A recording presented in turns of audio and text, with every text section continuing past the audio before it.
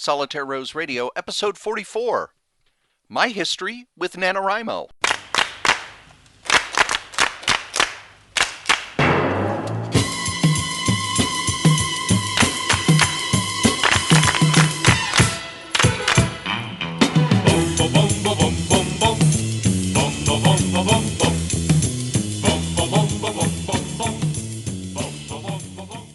Before I get into this week's episode, one of the people who podcasts that I really enjoy is Mark Maron. And Mark Maron usually has a format. It's a format also that Colt Cabana uses for Art of Wrestling, where they talk about their life, they talk about things they're going through, they go into the interview, and then they come out of the interview, talk a little about the circumstances of the interview, and then do their stuff that's upcoming. Now, I don't have an interview this time, although we have interviews coming up. We have all sorts of things coming up. I'm looking, well, this week we're dropping 3 podcasts. We had Crazy Comics and Stories on Monday. We had the first of the FallCon podcasts on Wednesday. And now, a Solitaire Rose Radio. Next week, it'll be Crazy Comics and Stories on Monday, FallCon on Wednesday, and a novel cast. And boom, boom, boom, boom, boom. It'll be that way for a while, so if you like our audio, you're going to get a lot of it. But I want to talk a little about something that I had to deal with last week. And it's one of the things that I think a lot more people deal with than we know of.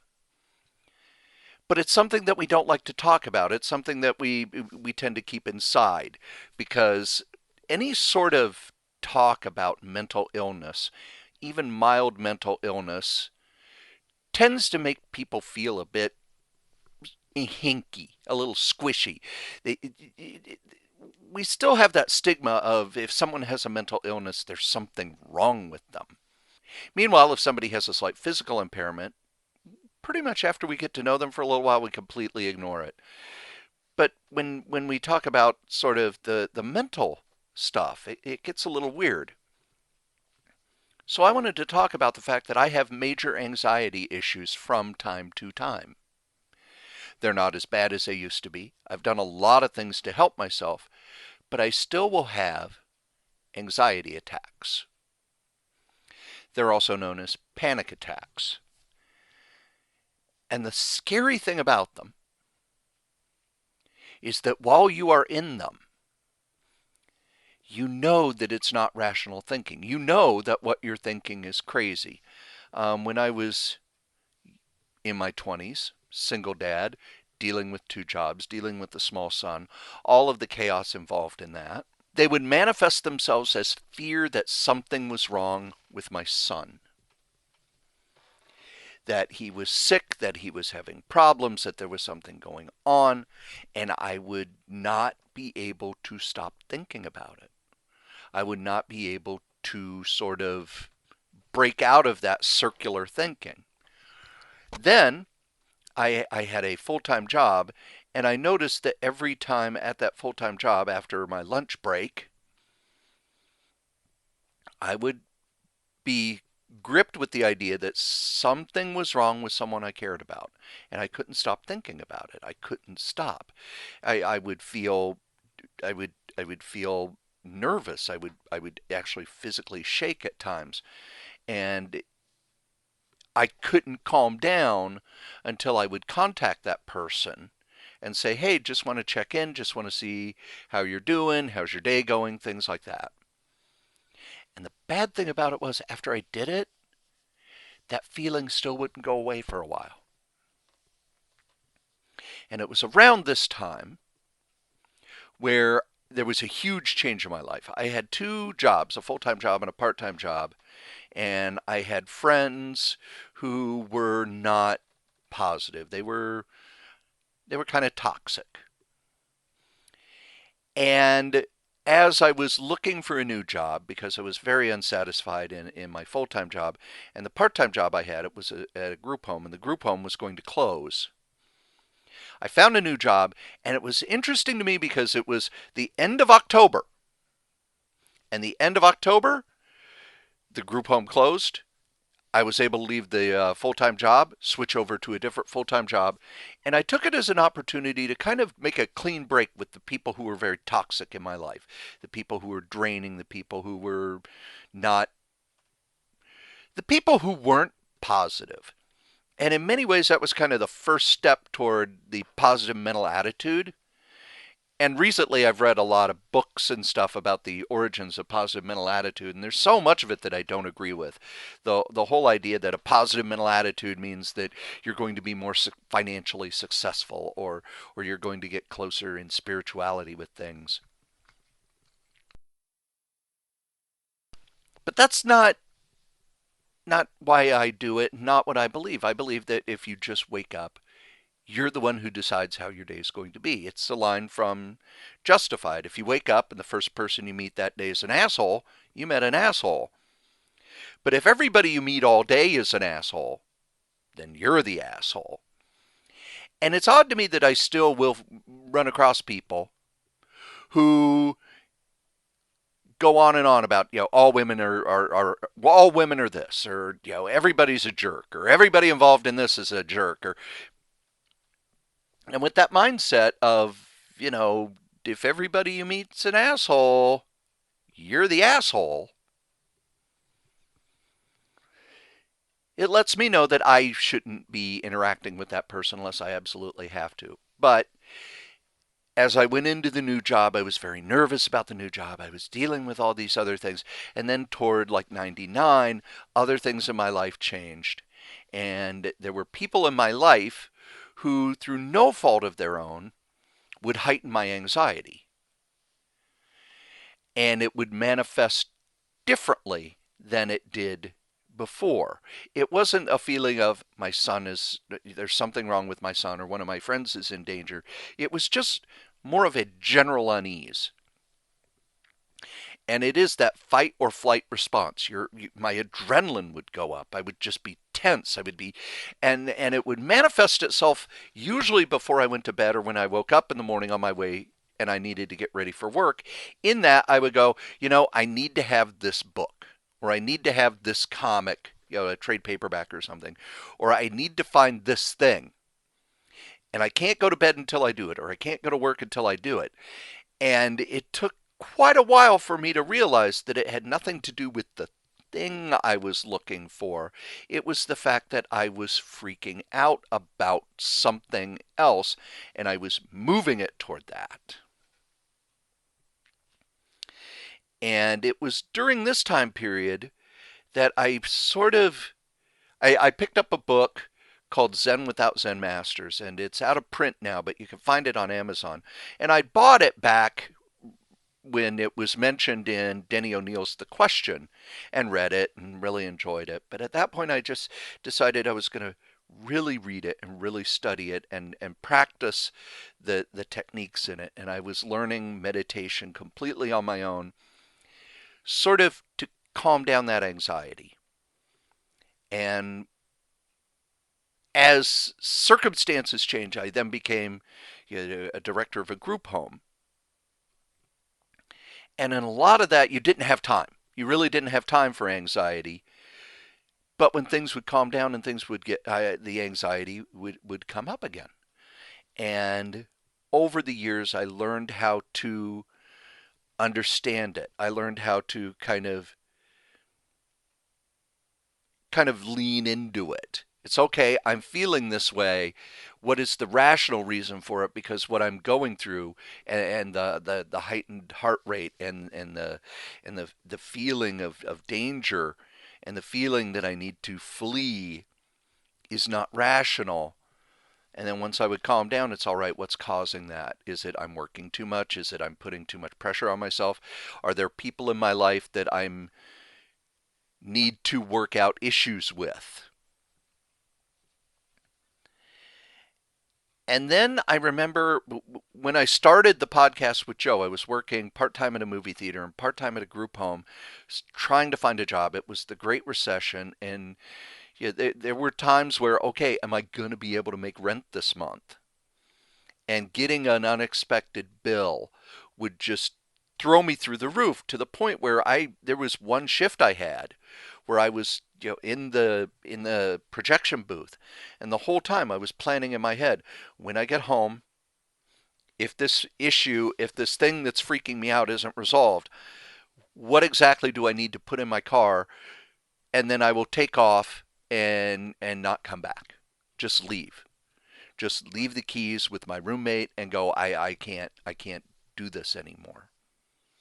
And it wasn't a whim.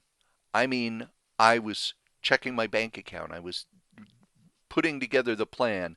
I had written a letter to send to my parents and other people that, hey, I just couldn't take it anymore.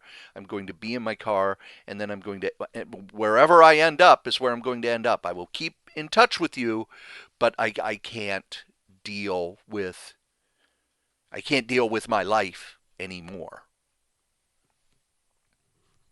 And thankfully, I was able to kind of put that together, and I was able to kind of get back to the meditation and get back to the calming stuff. And I will say that there was one thing that really helped, and there was a woman I dated for about a year who was a massage therapist. And while we didn't talk about my anxiety issues, I listened a lot to her about using breathing to calm down and the different techniques she would teach the people that she did massage with to calm down. And it became another tool in my toolbox. So by this point, I had a really nice toolbox, and it was really good. And then now, my anxiety attacks are very infrequent. And many of them are because there is a conflict in my life. Either a conflict where I'm not able to get to what I want, be it a job, be it a situation, be it dealing with another person to sort of resolve a conflict. We're having a major conflict, and I don't know what to do around that conflict at that point. And the good thing is I've got that really big toolbox, and I can open the toolbox. And the people that I'm involved with now on an interpersonal level, I'm very honest with. I say, you know what? I'm having anxiety issues right now. I need to take a break. Or, you know what? I'm having anxiety issues right now. Can we talk? I remember in the spring, I had a huge anxiety attack, and it literally lasted 3 days. And the heartbreaking thing was I reached out to a couple of people who I had really felt close to and really felt supported. I had supported them and they had supported me. And I reached out and said, look, I'm having the worst anxiety attack I've had in a long time. I need someone to talk to. Can you please contact me and help me through this? And they didn't get in touch with me. Thankfully, I was able to get in touch with someone else. But one of the things that holds me back from contacting certain people about it is I don't want them to think less of me. Because if I say, hey, you know what, I'm having an anxiety attack, I want to talk through some issues, and could you please just listen? And I know I'm going to be irrational. I know this isn't going to make any sense, but I just need someone to listen and care about me. And you're putting a lot out there, and you're basically saying, here, I'm presenting myself, and I'm opening up, and here I am. Here's all my flaws. I'm just gonna toss all the flaws out on the table, and that's hard because we get scared that the people that we are friends with, and I'll be honest, I look up to all of my friends. All of my friends I look to as great human beings and people who have amazing skills, and I put all of my friends kind of up on a pedestal in many ways because that's just how I am. I always see my friends and the people I care about as their best possible selves. I know they have flaws, I know they have problems, I know they have issues, I know they're not perfect, but I still look to them and I will say, this person is better than me at these things.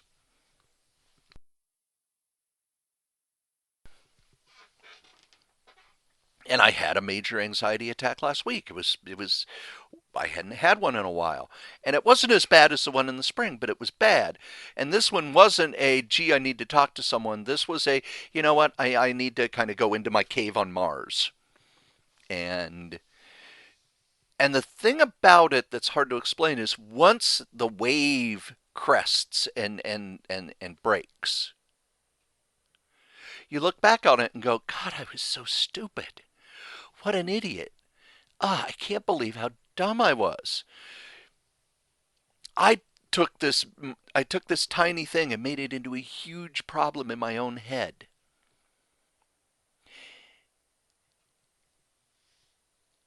But at the time when you're in it, that fight or flight, that heightened sense of everything just really takes over.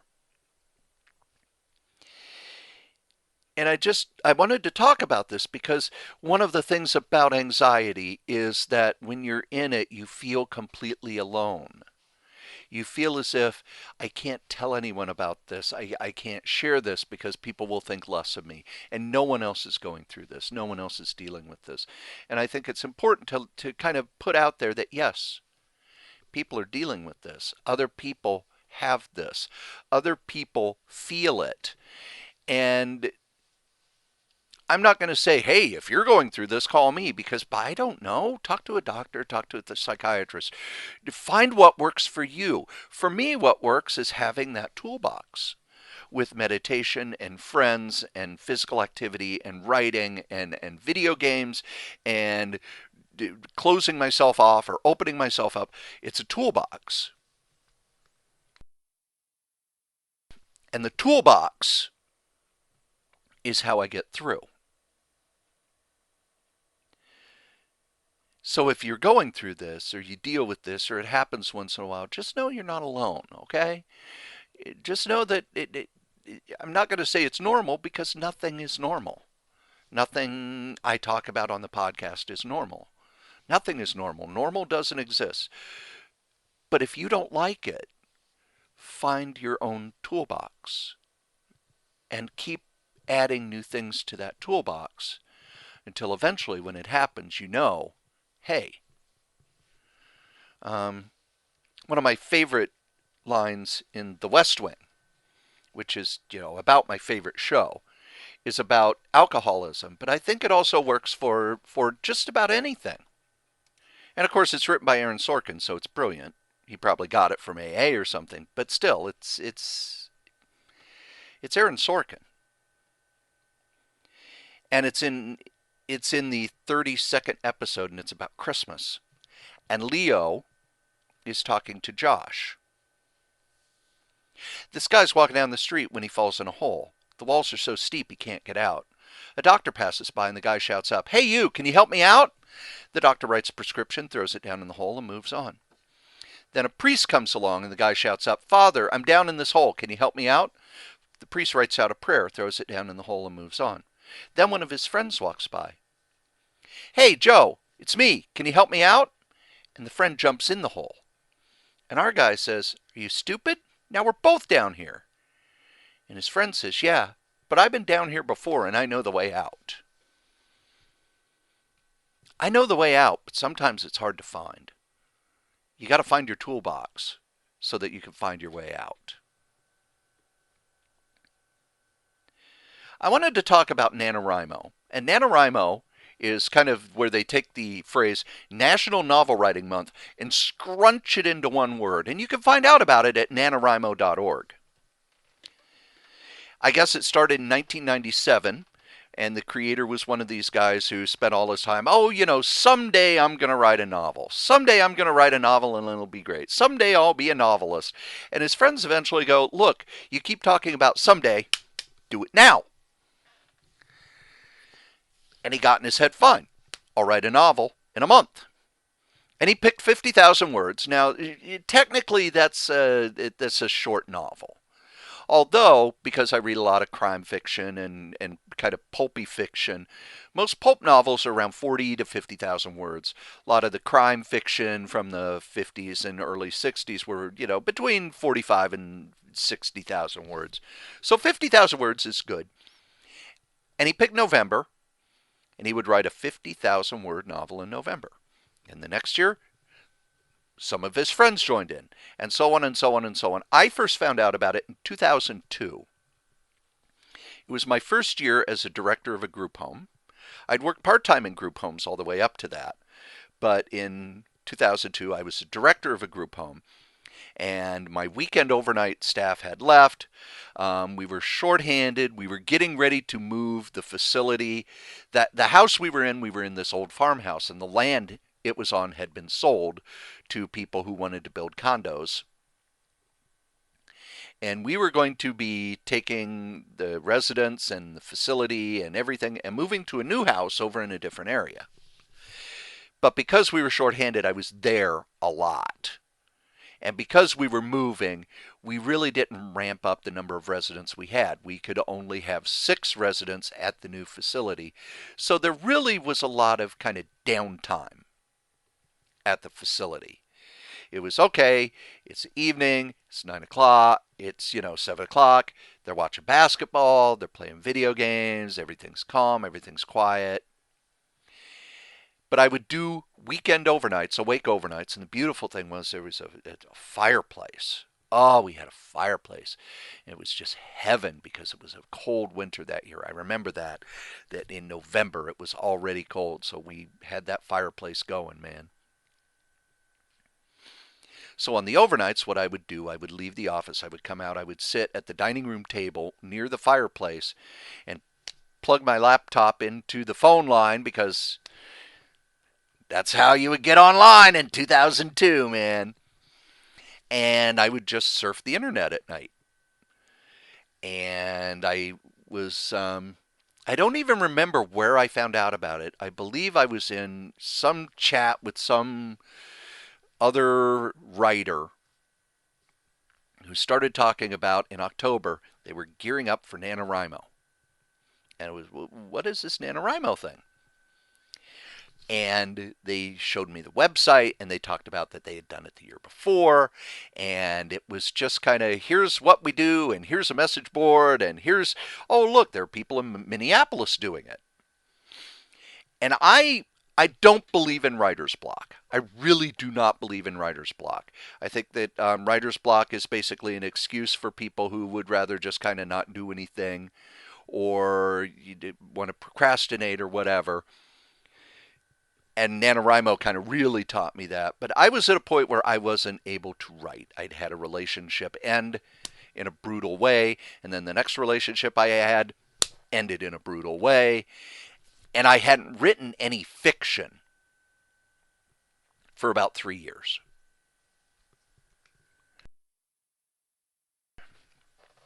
I didn't have it in me. I would write other stuff. I was writing essays, I was writing jokes, I was writing this, I was writing that, but I couldn't write any fiction. And I had a notebook full of ideas, but it was when I'd sit down, I'd just go, nah, nah, nah. But NaNoWriMo said, you know what? It's time. It's time to do this. And I had this idea that I wanted to do a novel about zombies. And in 2002, zombies weren't woo every place, and there wasn't The Walking Dead. Walking Dead didn't exist yet, and George Romero hadn't put out a zombie movie since '85, and zombies were just kind of gone. But I wanted to do a George Romero-esque zombie story, but I wanted something different. I wanted the social commentary, and I wanted I wanted some absurdity in it. Not funny absurdity, but just that it was odd. I wanted to skip the whole fall of civilization. I wanted to get to, okay, it's 5 years later. Human beings are no longer the top of the food chain. It's not constant zombie attacks. It's more, they're out there, but it's more, how do you survive in this world? How has it changed people? How has it changed human interaction? How has it changed how people live? What about our buildings and our cities and all of that? What has happened to those things? So November 1st started. Boom, there we go. And I was working at the group home the overnight of Halloween. So at midnight, boom, start typing, start going. And I was active in the message board because I was back when you were active in message boards. And I was active in the message board, and I was, talking about what I was doing, and other people were talking about their stuff. And then they talked about having a meet up where everybody who was involved in the Minneapolis NaNoWriMo would get together at this coffee house. And I'm not a real social person, and I really, really, really don't like going to places where I meet a bunch of people that I don't already know. So I was hemming and hawing the whole time. Remember how I talked about the anxiety? I have anxiety when it's okay. You're going to go and meet a bunch of people you don't know. And there's no one there you already know. And it's really hard to get away. But I went, and it was a small group. If it was 15 people, I'd be shocked. I don't remember how many it was, but it was not a lot of people. And we met at the upper floor of this coffee house, and we just started talking, and then it got a little formal where we went around the room and each person talked about their novel. And there was one group that was there from McAllister College. I think it was like 4 or 5 girls who were all going to McAllister College, and a couple people who were former McAllister students. And as they were going around, it was like, oh my God, is this something that McAllister does and nothing else? And then Dangerous Dan Moore, who's been on the podcast, was there. That's where I met him. And my friends Eli and Leora were there. They didn't know each other yet. They met there. They are now married, and they've been together ever since, and they're a lovely couple. Love them dearly. But as we went around the room and people talked about their novels, and it was funny because, this person, oh, my novel's about a lesbian couple who blah, blah, blah. My novel's about lesbian superheroes. My novel, and it got to me, and I said, my novel's about zombies, and there are no lesbians in it at all. And everybody laughed, and I talked about how it was, 5 years after civilization had fallen, and it's really about this group of people slowly being drawn together, and the fact that the zombies are evolving. And we talked novels, and we talked what it was like to do NaNoWriMo, and we really kind of enjoyed each other's company because we just talked about this thing we were doing. And it reminds me a lot of when you're in a play, where while you're in the play, everybody in that play is your best friend in the whole universe. Because that play takes up so much of your life, and you all have it in common. And I'm happy that a number of the people from that became close friends of mine. And some of us would meet in other coffee houses just to, set up our laptops and write for a couple hours. Or, we do this and do this and do this. But the thing I learned doing it that first time, by the way, the novel that I was writing that time is the one that's being adapted into Novelcast. So it took me a while to build up the nerve to do the final edit and put it out there. And I'm kind of glad that I'm doing it this way because now I have a lot more control over it rather than if I sent it out like some of my other novels to just get rejection slips. But the thing I learned in doing this was that as you write at that speed, you have to make 50,000 words by the end of November, you have to write 1,667 words a day. That's your goal every day, 1,667 words. As you're writing that fast, the characters tend to become real people in your head. And the world becomes more real in your head because you're writing a lot every day and you're writing for speed. And one of the things they tell you as you do it is do not stop, do not go back, do not waste a lot of time, do not do corrections, just write. This is a speed draft. You're writing a first draft and you're writing it as fast as you can. And it changed how I wrote because there are many different ways to write, and one of the ways that I write is that I will have the characters, I will have the idea of where things start. I have an idea of where things are going to go. I am not someone who diagrams their novel. I'm not someone who does deep plotting of the novel. It's more, this is where we're going, and I'm going to explore as I go there. And I rarely think more than 2 or 3 scenes ahead unless I'm writing a mystery. And in the mystery, it's okay, this is what happened and this is what they know. How is he going to figure that out? So again, it's kind of moving through the forest looking for what's happening. And that first year, because I had those overnights and because it was the first time, and because it was the first time I'd actually sat down to write a novel since 1999, it just exploded out of me. And I was at 56,000 words by the 22nd day of November. Boom, done. Wrote the end. Leaned back and was happy about it. And then we had a Thank God It's Over party on December 1st where we got together at someone's house. We gave him all of our novels. He took them, put them on his laptop, burned us CDs that had everybody's novel on it. I know I still have that somewhere. And we all had copies of each other's novels, the first drafts. And I read some of them, and some of them were good, and one of them was creepy as hell, and one of them just kind of broke my heart. And it's the story that I tell every time when I talk about NaNoWriMo to people. And it was this really sweet young woman who started writing a romance story that you could tell was very autobiographical, but around 2/3 of the way in, she had a nervous breakdown on the page itself, where the characters, she became a character in her novel.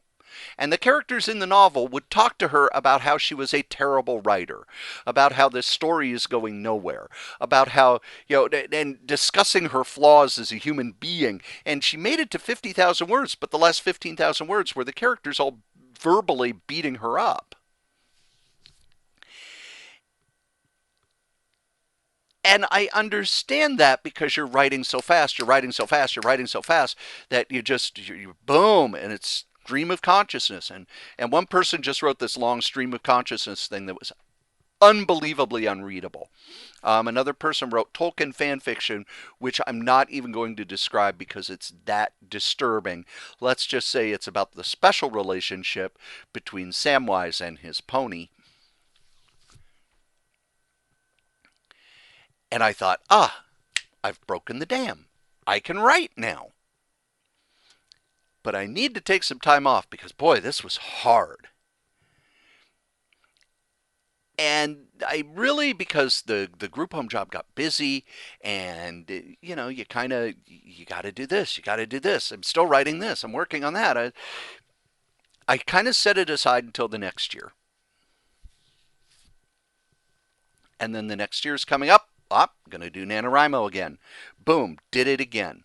And the group was bigger, but the people who I'd done it with before who did it again, I had become close friends with. We actually would go out and do things and spend time together and such.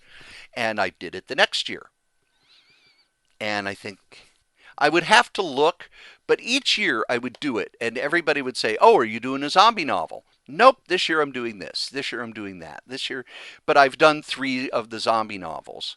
And I do have a 4th one in my head that I want to do.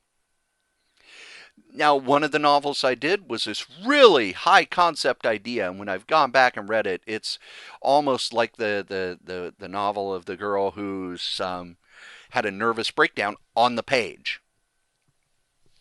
Because it started as, what if a sort of Chiloan monk ended up in Al Capone's Chicago, and he was an innocent who had been basically came in and was Al Capone's enforcer because he did not know that what Al Capone and the other mobsters were doing was criminal. He had thought that it was much like the feudal times. He'd come to the U.S. and, oh, there's all this stuff going on. That reminds me of the history of China, and it's just, the warring clans.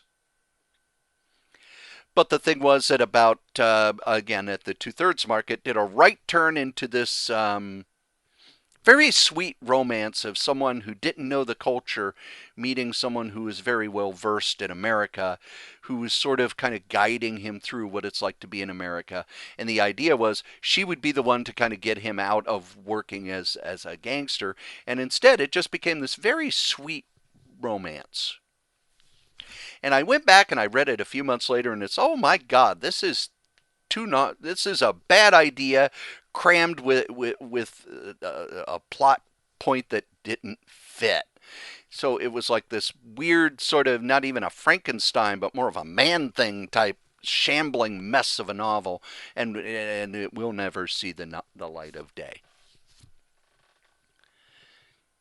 But the good thing about it was that after a few years, I would then continue to write fiction, not during November.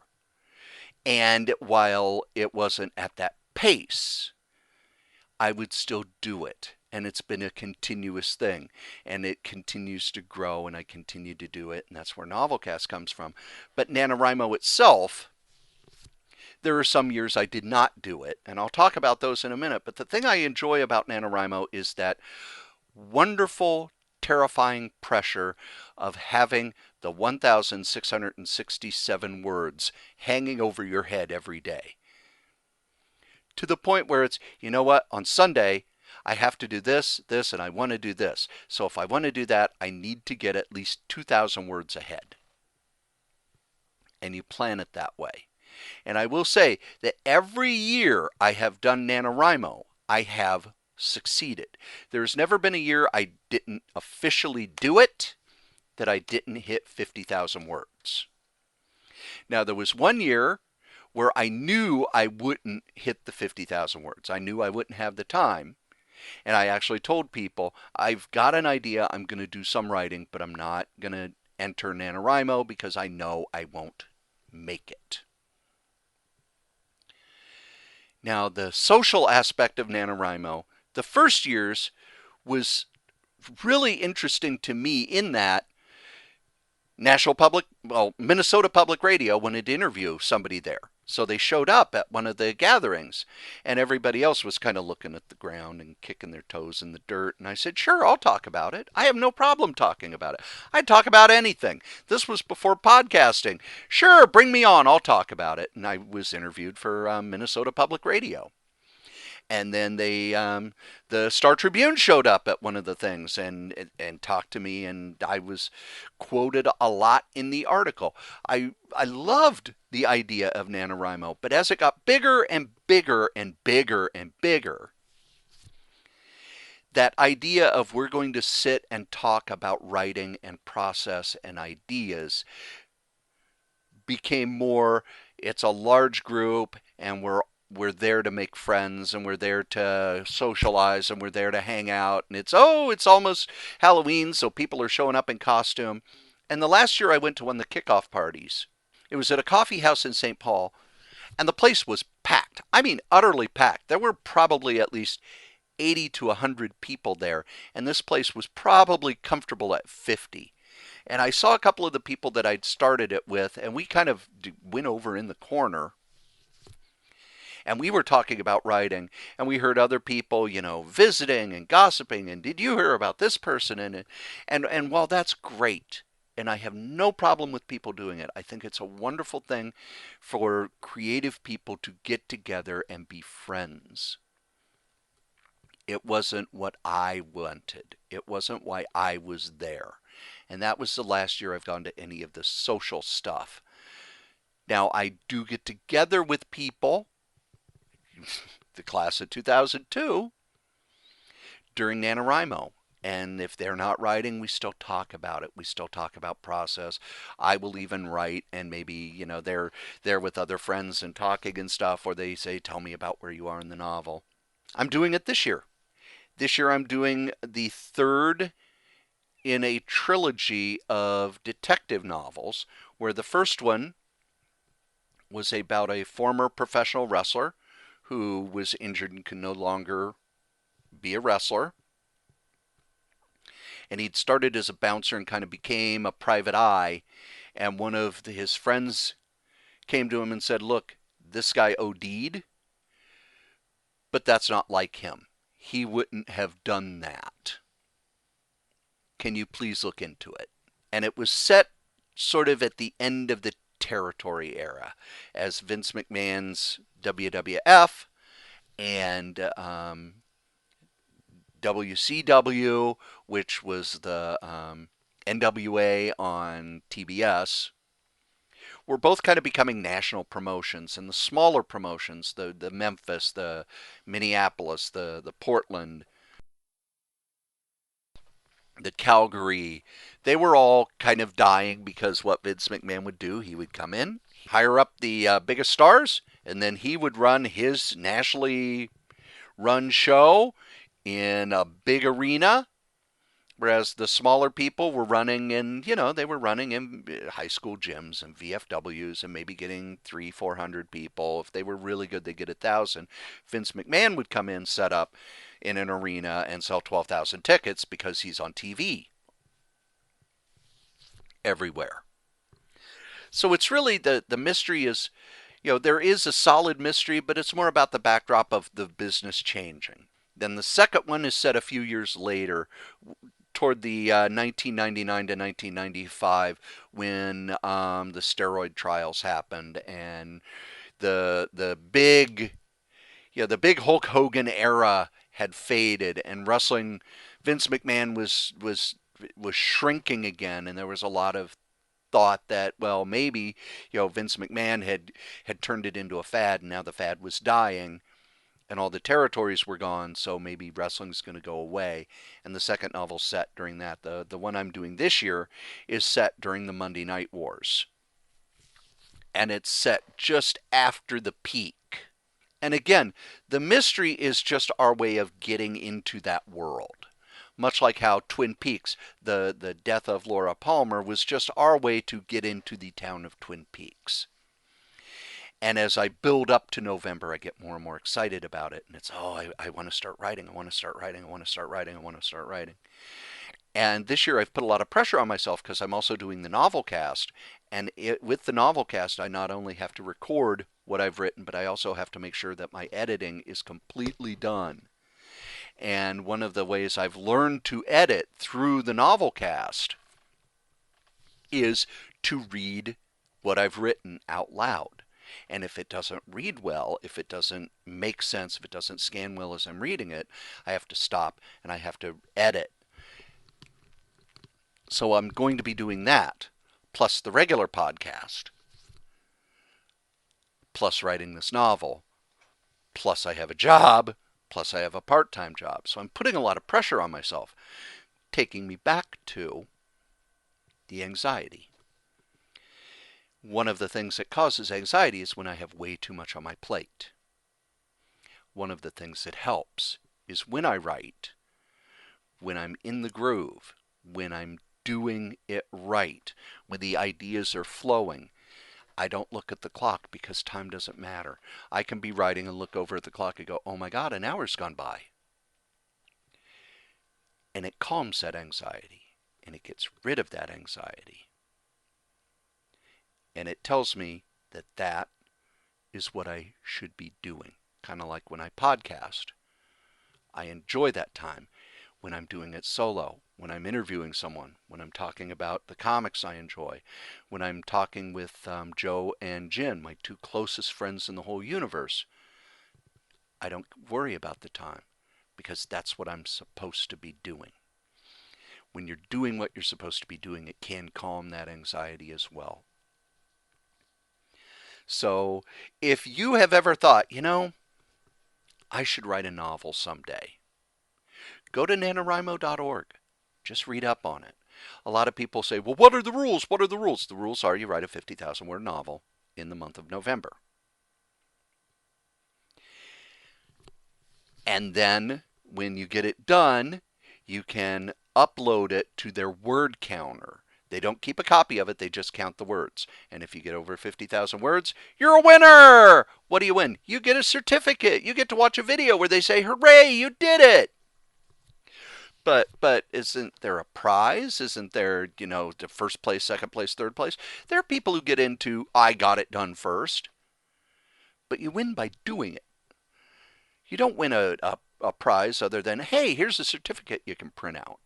And here's some icons you can put on your Facebook or your Twitter or your Instagram or your this or your that or whatever. But just think, you wrote a novel. How many people do you know who've said, oh, I've got this idea for a novel, but I just don't have the time to write it. November is the time to write it. You can do it if you want to, especially when you break it down. 1,667 words a day. If you have questions about NaNoWriMo, if you want to talk about NaNoWriMo, go ahead and email me at cory.strode@gmail.com. Now, I've got advertising, because advertising helps out with the cost of the podcast.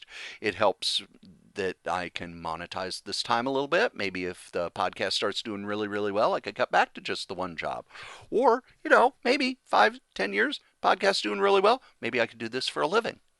Wouldn't that be cool? Wouldn't that be awesome? This podcast, and all the other podcasts that we have on the Solitaire Rose Network, has sponsors. And our sponsors are, first, as always, our beloved DreamHost.com. DreamHost.com is the best web host in the whole known universe. You need a website. Come on, you need a website. If you're going to set up a store, if you're going to start writing, if you're going to start drawing, if you're going to start creating, if you're going to start selling, you need a website. So go to DreamHost.com, use the code CRAZY, and get $20 off your first year. We have a new sponsor. That sponsor is Flaviar, Flaviar. Just go to the Solitaire Rose podcast website at crazycomics.solitairerose.com, where we're inviting you to join. It's a discovery service for spirits aficionados. You gain access to fine spirits at members-only prices. And if you use our link, you get a $10 credit when you join. Finally, if you're listening to this podcast, you are a good-looking person. And as a good-looking person, you cannot trust your skin to just any old razor. That's why we invite you to shave with the amazing razors from Dollar Shave Club. Every month, they send a box with your shave options. At the beginning of the week, you pop in a fresh blade, get that fresh blade shave. It feels fantastic. It's just one of the many ways that I maintain my good looks, and you can maintain your good looks. So join us at the Dollar Shave Club. Their plans start at $3 a month, and they have a money-back guarantee. So if you want to join, just go to www.dollarshaveclub.com/crazy. We love feedback. So if you'd like to give us feedback, you can send us an email at cory.strode@gmail.com, or you can call our voice line at 952-856-0519. Send us an email, drop us a message. We'll put you on the air, we'll answer your question. We love to interact with our fans. We've also got Facebook pages for the Solitaire Rose podcast, for the Crazy Comics and Stories podcast, and the upcoming Solitaire Rose novelcast. So go to Facebook, be our friend. We love friends. If you would like to advertise on Crazy Comics and Stories, Solitaire Rose Radio, or the upcoming Solitaire Rose novelcast, you can. Just send an email to cory.strode@gmail.com, subject advertising. Thanks. And that's the advertising. I appreciate the feedback I get. I appreciate all the comments, the tweets, the this, the that. One of the things I'd like to ask you is go to Facebook, look up Solitaire Rose Radio, click that like button. Let more people know about it. When a new episode comes out, I'll tweet it. I'll put it on Facebook. It shows up on iTunes. It shows up on that. Give it a review. Retweet it. Let your friends know. Let people know, hey, I'm listening to this Solitaire Rose Radio, and I liked this episode here. It's about this. Or I like this episode. I like when he does this. Or I listen to Crazy Comics and Stories, and it's really fun to hear Cory and Joe and Jen sit around, talk comics, talk about their lives, and just, enjoy being friends. Novelcast. Tell people about Novelcast. We're up to the 3rd episode. With the 3rd episode coming out next week, we're done with the first chapter. So it's moving along. I just would really appreciate it if you would let people know you enjoy it. If there's something that's not working, let me know at cory.strode@gmail.com. I will do my very best to fix it. Or, if it's something that I need to learn about, I may put, hey, I still got to figure out how to do that. I want to thank you for listening. I want to thank you for downloading. We've got stuff coming up. The last episode of the biography of Jack Kirby. I've got all sorts of EC stuff coming up. I've got other ideas that are in the pike. I've got some interviews, one of which I've been working on for years. We're still trying to figure out the time, but we're going to get that interview done soon. Crazy comics and stories. There's always stuff going on. But the big thing to me is that we did the FallCon convention and we interviewed people at the convention. And I really enjoyed being out there. I really enjoyed just bringing people over and, all right, tell me your story. Tell me what you're doing. Tell me what's going on.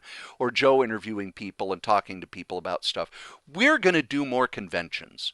So if you know of a convention or you're connected to a convention, please invite us as guests. It's cory.strode@gmail.com, subject conventions. If you give me a month's notice, I can make sure that I have time off and we can be there. It'll be Joe and me, and Jen will be there most of the time, and Jen will set up and sell her wonderful artwork, and Joe will probably sell his crap, and I'll just be there with cookies and wanting to talk to people. So, I want to thank you for listening to Solitaire Rose Radio. Sign up for NaNoWriMo if you're interested. I'll be back next time with more stories.